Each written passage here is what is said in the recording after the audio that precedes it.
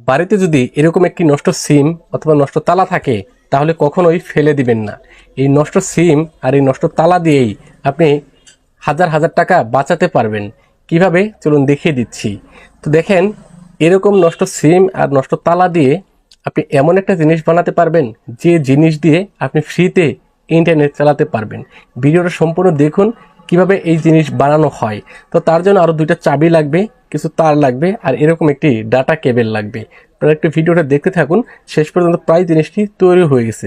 তো দেখেন, এই জিনিসটা যদি আমরা এবার মোবাইলের সাথে কানেক্ট করে দিই তাহলে কিন্তু ইন্টারনেট চলবে, কোনো ডাটা ওয়াইফাই লাগবে না।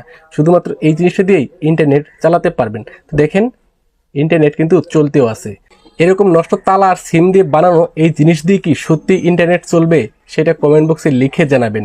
আপনার কাছে যেটা মনে হয়েছে সেটাই লিখে জানাবেন আর ভিডিওটি সবাই একটু শেয়ার করে দিয়েন।